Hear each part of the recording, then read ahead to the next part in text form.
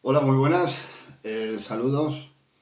Vamos a analizar este vídeo, el asunto de la guerra de Ucrania en términos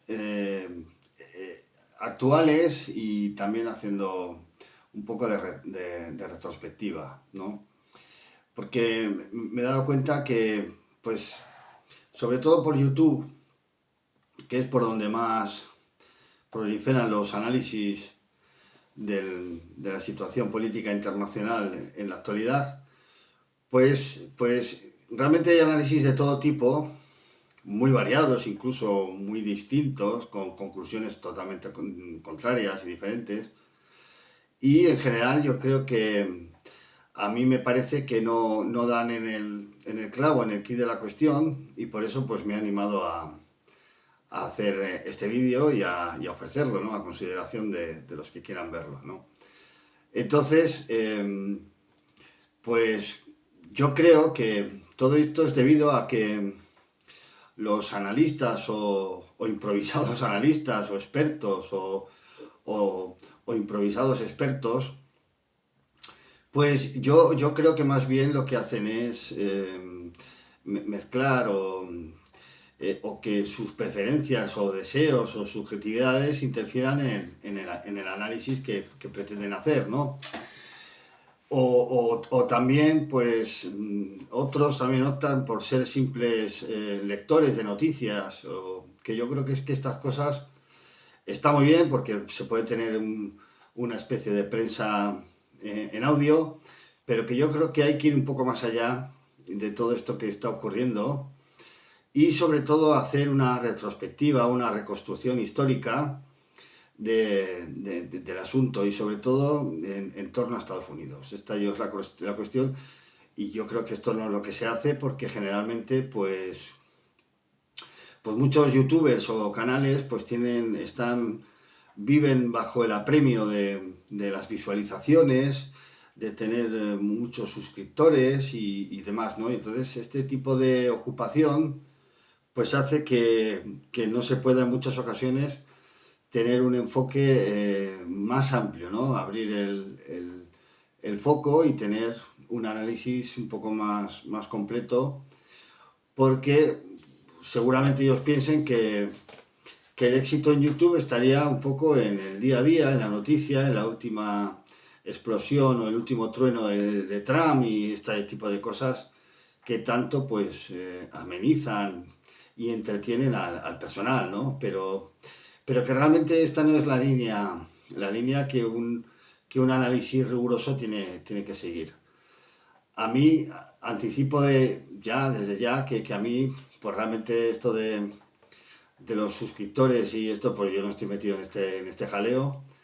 Me importa un pimiento quién avanza aquí, quién no avanza, si gana uno, si gana otro. Yo intento tener la visión, la visión equidistante, ¿no? En este sentido, porque los temas son muy amplios, muy abstractos y muy lejanos a mí, y entonces pues es realmente ridículo que yo aquí pues tenga que tener alguna preferencia o algo, pues porque sencillamente no. Entonces yo aspiro a ver qué está ocurriendo realmente y esto es lo que yo creo que debería mover a todo aquel que se quiera dedicar a comentar estos asuntos, ¿no?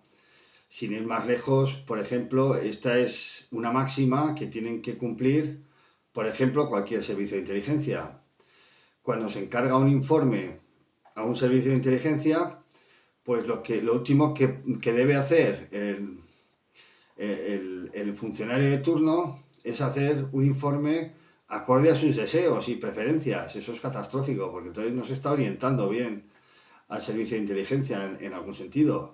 Entonces aquí lo que se trata de hacer es un análisis riguroso, objetivo, te guste más o te guste menos. Es decir, que esta no es la cuestión. Y yo creo que esto en YouTube pues falta bastante. Hay gente y hay personas que yo creo que son un poco más rigurosos, pero la mayor parte de ellos se mueven pues incluso hasta por mitos ideológicos y este tipo de cosas que ya, o argumentos anacrónicos que no vienen al caso, como al final comentaré un par de casos y demás, ¿no?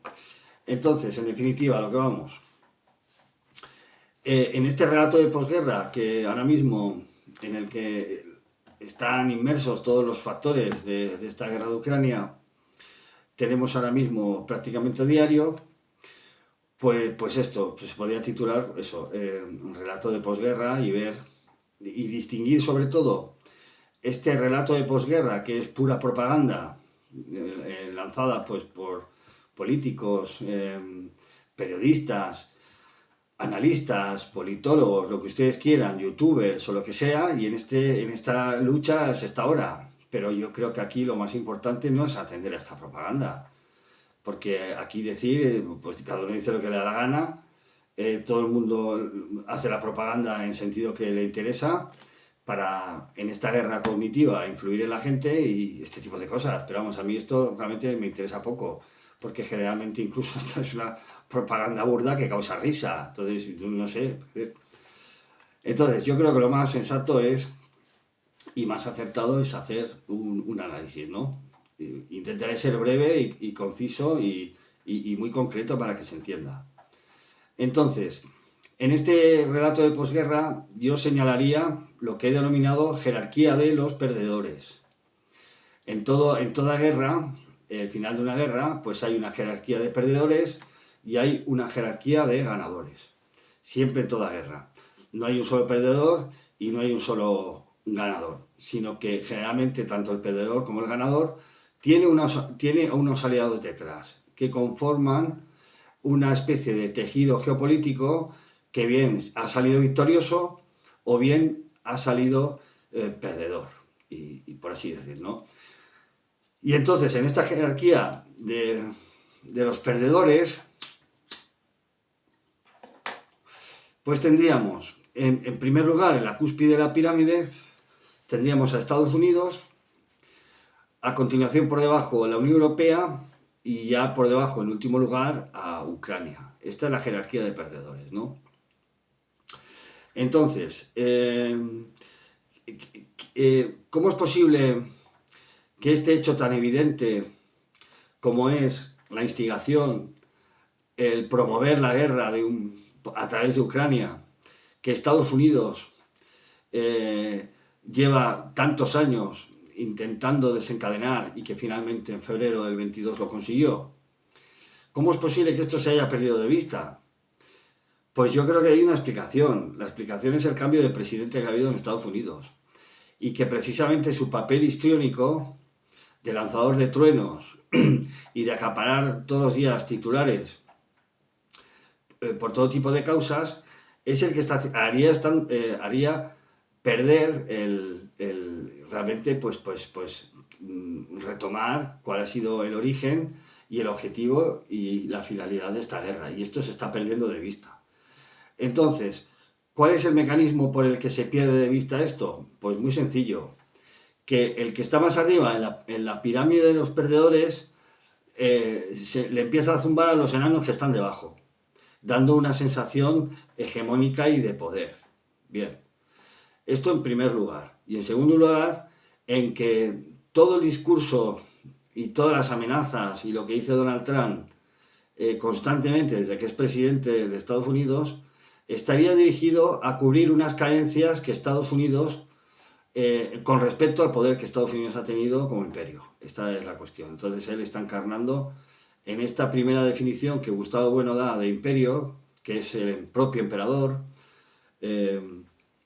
emperador subjetual, lo que es la figura del propio emperador, pues esto estaría encarnando al propio imperio, sin que el imperio pueda realmente tener una existencia de hegemonía y de poder como ha tenido. Entonces, sacando la conclusión de una clarísima merma de hegemonía y de poder, que esto es lo que significa, a mi juicio, el resultado de la guerra de Ucrania. Entonces, aquí también sería engañoso considerar, pues, por ejemplo, lo que podríamos llamar la falacia de las dos presidencias, en el sentido de que el perdedor de esta guerra sería el gobierno de Biden, mientras que el gobierno de Donald Trump sería acaso hasta el gobierno triunfante porque va a conseguir la paz. Es decir, esta es la gran falacia que se está deslizando en la situación con respecto a la situación de Estados Unidos como imperio. Es decir, este es el engaño total. Esto es lo que Donald Trump intenta hacer creer constantemente con esto de que la guerra pues ya dura mucho, que no tenía que haberse producido, que está muriendo mucha gente y demás. Todo esto son excusas baratas. Porque cuando Donald Trump ya hace público que si es presidente del gobierno o es presidente de Estados Unidos, va a intentar ponerle fin a esta guerra, porque viene una guerra mundial, porque está muriendo mucha gente y todas estas cosas, él lo dice ya a una altura de la guerra, donde se vio claramente que las sanciones no funcionaban para tumbar a Rusia, donde se vio que Rusia experimentaba un crecimiento económico y que en el campo de batalla ya tiene una posición realmente muy sólida. Entonces ahí es cuando Donald Trump se anima a decir esto, ¿no? Si no hubiera sido de esa manera, Donald Trump no hubiera dicho ni mu. Si la actual situación de Ucrania fuera diferente en el campo de batalla, estaría apoyando a Ucrania. Entonces lo que Donald Trump está haciendo es subirse al carro del ganador, porque no le queda otro remedio, porque ¿qué va a hacer si no? ¿Verdad? Como luego veremos cuando tratemos lo que es la mesa de negociación. Entonces, para entender mejor la actual situación de Estados Unidos, pues habría que remontarse al año 2001, cuando caen las Torres Gemelas, y hacer un balance realmente de lo que ha sido el imperio desde el año 2001 en estos últimos 24 o 25 años. Y lo que tenemos es una serie de derrotas estratégicas apabullantes, junto a las cuales la guerra de Ucrania sería una más, realmente una más en este periodo de expansión militarista del imperio de Estados Unidos, ¿no? Pues tenemos los casos de Afganistán, que después de 20 años no consiguieron nada con respecto a China, puesto que Afganistán hace frontera con China, no consiguieron en Irak, puesto que este régimen laico del partido Baath pues parecía más acorde a poder implantar el modo político y económico que querían para la región, siendo que al final lo que consiguieron fue despertar todo un yihadismo y un terrorismo tremendo. Esto es lo que consiguieron en Irak, básicamente. Y luego, por ejemplo, el fracaso en Siria, aun si bien ahora pues han aupado a la yihad al gobierno, bajo clara disposición de Israel, Turquía y Estados Unidos. Es decir, que ellos, pues mucho terrorismo y mucha yihad, pero cuando toca el turno, pues hay una yihad amiga que nos hace el apaño. Es decir, esto es lo que se ha visto realmente en Siria. Aun si bien aquí habría que distinguir que no hubiera sido lo mismo una victoria en Siria en el año 2011-12 que ahora en el año 2025. O sea, quiero decir, el panorama es muy diferente, han pasado muchos años, y acaso lo que hubiera podido ser más peligroso o más determinante geopolíticamente en aquellos años, pues ya no tendría la misma fuerza ahora en el año 2025. Pero bueno, es decir, entonces lo que quiero decir que son una serie de derrotas geoestratégicas y vitales para el imperio, porque por eso se hicieron, y que Ucrania sería pues la culminación de esto. Entonces, pues aquí Donald Trump, pues nada, enmascarando la derrota de Estados Unidos, porque insisto, Biden no representa un país y Donald Trump representa otro. Ni Donald Trump llega y podemos aquí hacer tabla rasa de los 25 años catastróficos del imperio de Estados Unidos. Esto no funciona así.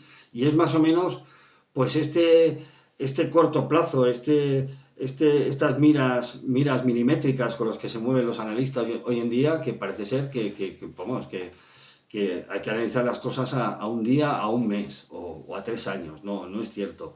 Aquí hay que remontarse mucho más atrás para ver la trayectoria del imperio, en definitiva. Porque aquí lo que estamos viendo es la caída del imperio de Estados Unidos. Esto está clarísimo y Ucrania ha sido otro golpe más. Prueba de ello. Voy a demostrar que esto es así. Mesa de negociación. Los prolegómenos hasta la mesa de negociación pues han sido, en primer lugar, un interés, yo creo que demasiado ansioso y nervioso por parte de Donald Trump de sentarse con Rusia a negociar esta situación cuanto antes. Claro, esto es un error total, esto es un error total porque uno no puede mostrar ansiedad y nerviosismo para atacar un problema, porque ahí ya denota que hay una debilidad funcionando. ¿Eh? En el plano de la propaganda, pues, o de los medios de comunicación, se ha expresado de este modo. Bien, pero claro, en la mesa de negociación, el gobierno de Rusia sabe perfectamente que esta guerra la ha perdido Estados Unidos, que no ha sido la OTAN, que ha sido Estados Unidos, porque realmente esta guerra está instigada por Estados Unidos, utilizando a Ucrania, seguramente prometiéndole el oro y el moro, todo tipo de ayuda, unas sanciones tremendas, que la fuerza de Estados Unidos está detrás, que no tiene límites, que puede tumbar a Rusia y que Zelensky se quedaría como reyezuelo de la región. Esto no ha sido así y entonces pues tenemos lo que tenemos, que ahora Estados Unidos zumba a Ucrania, ha sido la derrotada, la derrotada, yo lucho por la paz, etcétera. Todo este tipo de falacias y mentiras que ahora mismo pues se le están dando la vuelta. Ahora la gente de la Unión Europea que nunca habló de paz, de un día para otro nos hablan de paz, de los muertos que está viendo, etcétera. Aquí todo el mundo ha cambiado el chip en 24 horas. Es decir, el espectáculo bochornoso producto de la propaganda de estos 3 años, pues ya el ridículo ya es absoluto, es total y absoluto, porque ahora mismo ha cambiado la situación para estos enanos debajo de la pirámide de los derrotados, y claro, aquí ya conviene cambiar el discurso, pues porque esto ha cambiado ya, porque los derrotados tienen un jefe y ese jefe ha ordenado al resto de los miembros de la pirámide, los que están abajo, que esto ha cambiado. Y este es el asunto. Entonces, con respecto a la jerarquía de los vencedores, pues ahí Donald Trump no puede hacer nada. O sea, ya sea Rusia, China o los BRICS. Porque ahí no, es decir, yo creo que es el bloque vencedor de esta guerra de Ucrania. Entonces, en la mesa de negociación, como decía, pues aquí no valen propagandas. Aquí perfectamente Rusia sabe lo que ha ocurrido. Y sabe por qué Donald Trump se está sentando en la mesa. Lo sabe perfectamente. Porque ha perdido. Es decir, porque no han podido tomar a Rusia. Y entonces en la mesa de negociación, cuando alguien va a una mesa de negociación, no porque haya perdido Ucrania, Estados Unidos no está en la mesa de negociación porque haya perdido Ucrania. Primeramente está porque ellos han perdido. Ellos han perdido. Que son los que provocaron la guerra y la han dirigido. Mejor o peor, con acierto o sin acierto. Yo creo que sin acierto, porque los resultados están ahí, ¿no? Entonces, por eso está la mesa de negociación. Entonces, como tú ya no vas a tener fuerza en esa mesa de negociación, ¿qué le puede exigir Estados Unidos a Rusia? Pues a lo sumo un tratado bilateral muy cerrado entre los dos países, pero que no comprometa de ninguna manera sus relaciones con China o con los BRICS. Porque ahí ya no puede, ahí Estados Unidos ya no puede llegar hasta ahí. Si eso se lo hubiera podido exigir antes de la guerra, lo hubiera hecho. Pero es que justamente como no podía hacerlo, ha tenido que recurrir a la guerra. Y tampoco, como no le puede torcer el brazo, porque no ha ganado la guerra y porque la ha ganado Rusia, tampoco lo podrá hacer en la mesa de negociación. No sé si esto se ve. Esto es así. Entonces, claro, ¿qué opciones tiene aquí Trump? Pues una de dos. Pues levantarse de la mesa y decir que si no traga con todas sus exigencias, le lanzará sanciones a la cabeza otra vez. Pero claro, ¿qué tipo de amenaza es esta? ¿Qué pasa? ¿Que Biden ya no, el gobierno de Biden no le ha tirado a Rusia a la cabeza todas las sanciones que ha podido? Esto no sería ninguna amenaza. O posibilidad dos, pues nada, vuelvo a enfadarme en la guerra de Ucrania. Pues tampoco, porque se ha visto que Estados Unidos no da de sí en esta guerra. No da, quiere decir que no ha podido, a no ser que sea por vía directa, sería Tercera Guerra Mundial, a través de Ucrania ha demostrado que no puede vencer a Rusia. Entonces Donald Trump tampoco va a volver ahí. Entonces, si estas posibilidades las tiene cerradas, no puede tener fuerza en la mesa de negociación. Yo creo que esto lo ve cualquiera. Y entonces es a lo que yo me estoy refiriendo, de que Donald Trump está administrando una derrota. ¿Se entiende esto bien? No es que al mundo Estados Unidos surja de cero y ahora él con todo su poder histriónico y sus frases y truenos realmente él se sienta a la mesa y dice, os voy a obligar a esto porque yo soy Donald Trump. No, esto no funciona así. Ese es el campo de la propaganda. El campo de la Realpolitik y la mesa de negociación no funciona así. Entonces, pues lo digo para que la gente no se engañe y no se deje despistar por estas tonterías de entretenimiento diario, pues que está en los medios de comunicación, en las frases que dice, como si lo que dijera él realmente se correspondiera con el poder que Estados Unidos actualmente tiene, que no se corresponde con ello. Cuando un imperio está bien plantado, tiene una hegemonía, no necesita estos personajes histriónicos en absoluto, más bien incluso me atrevería a decir presidentes mucho más discretos, pero todo este histrionismo de Trump se debe precisamente a la caída de Estados Unidos. Ya está, es un emperador sin corona, que hasta cierto punto pues haría las veces de escenificación teatral con respecto en este sentido, ¿no? O sea, es decir, está representando una caída y en cierto modo, si se me permite la comparación teatral, pues una especie de locura al verse en la caída. Este es un poco lo que representa el gobierno de Trump, ¿no? Voy a poner dos ejemplos para que se vea mejor este enfoque. Ya hemos comentado que Donald Trump empieza a decir que hay que hablar con Rusia cuando él ve, o su equipo, o sus asesores, ven que esta guerra no la iba a ganar Estados Unidos.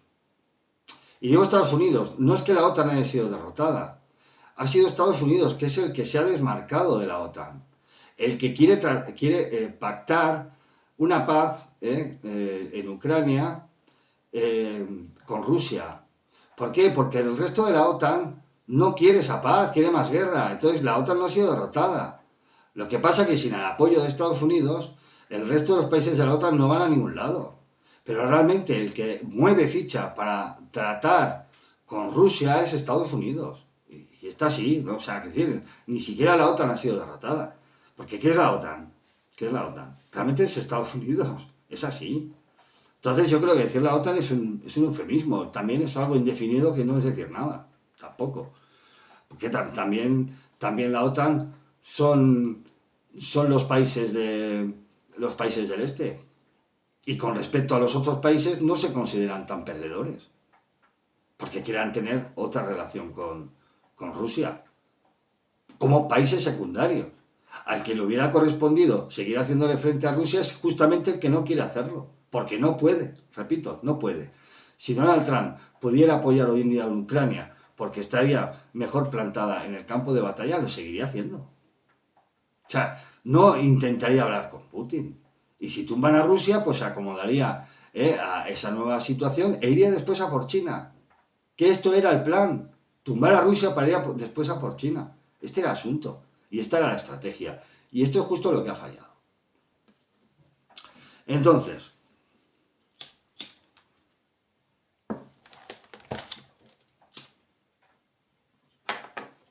como digo, la situación y la resistencia de Rusia en esta guerra, pues evidentemente sin querer quitarle mérito y buena organización, buena industria militar, etcétera, y todo lo que Rusia ha demostrado en esta guerra, sin querer quitarle mérito, esta guerra Rusia no la ha ganado en solitario, la ha ganado porque ha tenido detrás a los BRICS, porque estos son sus aliados, porque ha tenido sobre todo a China y a la India también. ¿Qué quiero decir con esto? Lo que decíamos antes, que hay una jerarquía de ganadores. Y la jerarquía de los ganadores son los BRICS. Y arriba de todo China. Este es el asunto. Sin este apoyo en retaguardia, Rusia no hubiera ganado esta guerra. No hubiera resistido los ataques económicos y de todo tipo que ha resistido. Esto conviene tenerlo en cuenta. Entonces hay que abrir un poco más el abanico y ver qué más hay en esta situación de la guerra de Ucrania y a quién involucra. Entonces, China, pues yo creo que es el gran ganador, el gran vencedor. Yo creo que sí, en esta guerra de Ucrania sí. Porque, insisto, son los BRICS los que han resultado ganadores. Este bloque es el que ha resultado ganador. Y entonces ahora mismo no tendría ningún sentido, en el caso de que Estados Unidos tuviera fuerza para obligarle a Rusia a algo más comprometido que un simple tratado bilateral, para cuestiones estrictamente entre los dos países, sin más, sin meterse en más jaleo, ¿no? Pues no tendría ningún sentido que le forzara a modificar sus relaciones con China y su lugar en los BRICS.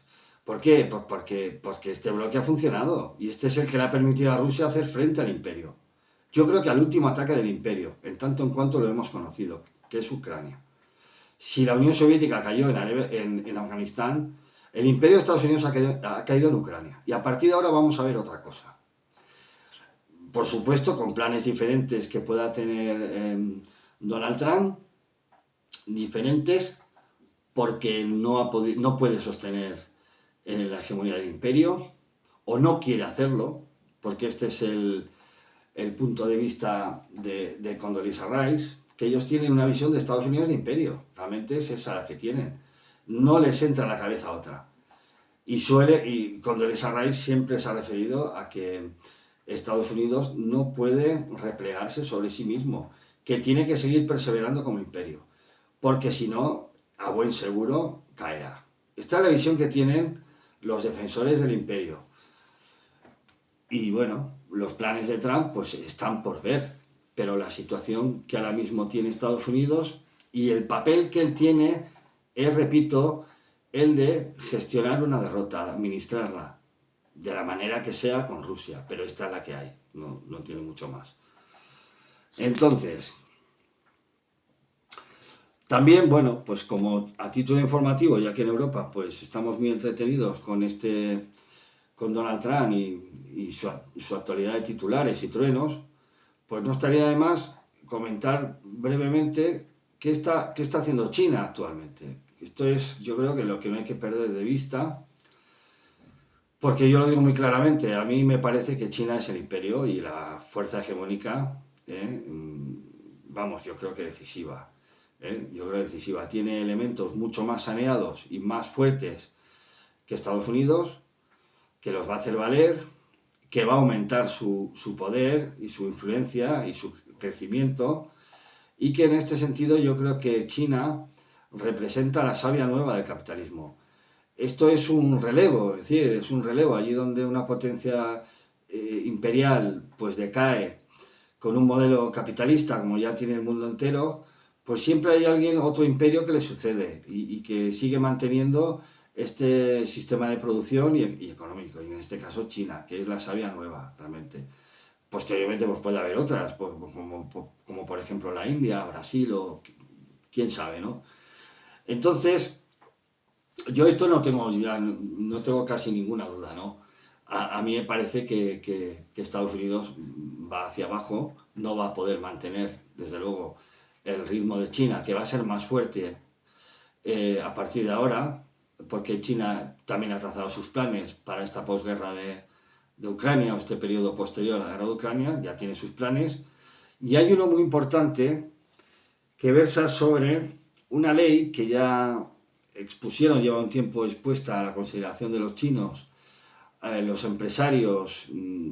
Ayer y hoy se ha celebrado un simposio en Shanghái, si no recuerdo mal, en Pekín, Shanghái yo creo, de empresarios y demás, y cuya ley pues consiste en que abrirán más la economía a las empresas privadas. Esta es la cuestión. O sea, hay una apertura para que las empresas privadas puedan participar incluso en proyectos nacionales, que se libren de obstáculos, los que fueran. Las noticias no se ha hablado más minuciosamente del asunto, los que tuvieran, y porque China quiere involucrar a la iniciativa privada de una manera mucho más fuerte en su economía.